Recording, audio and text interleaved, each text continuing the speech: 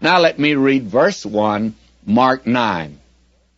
And he said unto them, Verily I say unto you, that there be some of them that stand here, which shall not taste of death, till they have seen the kingdom of God come with power. Now, you have that here.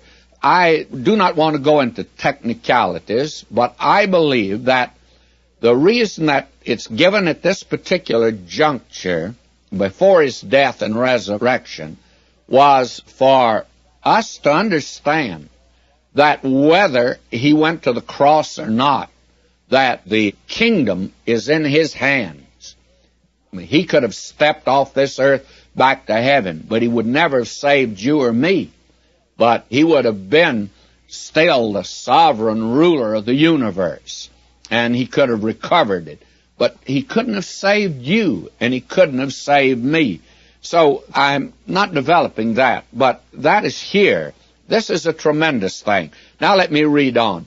And after 6 days, Jesus taketh with him Peter and James and John, and leadeth them up into a high mountain apart by themselves, and he was transfigured before them. Now, he takes these 3 men, and the question arises, of course, why did he take these 3? Well, first of all, let me say that he didn't take them because they were his little pets, or that they were superior to the others.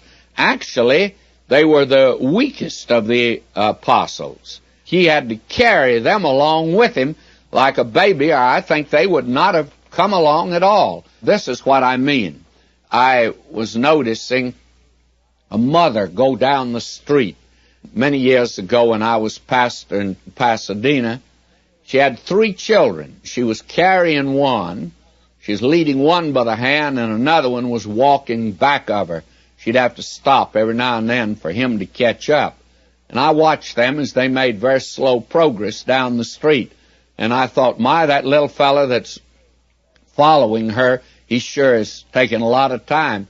But then I thought, the one that she's carrying, he couldn't go along at all if she didn't carry him. And I feel that Peter, James, and John were rather like that. They seem to be an exclusive group. They're not exclusive. They're just babies. And I think that he had to carry them, and that's exactly what he's doing. So he took them in for the transfiguration. Now, Peter says, we will witness of his coming. This is it. This is the glorified Christ as he will come someday to this earth.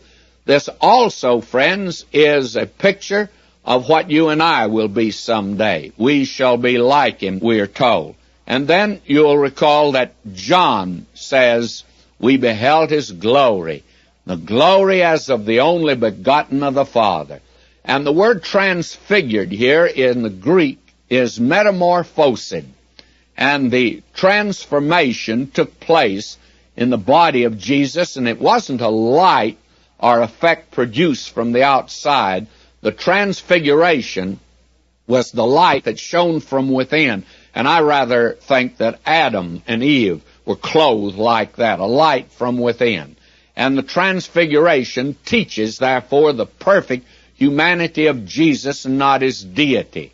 And we have called attention to the fact that John does not mention it at all.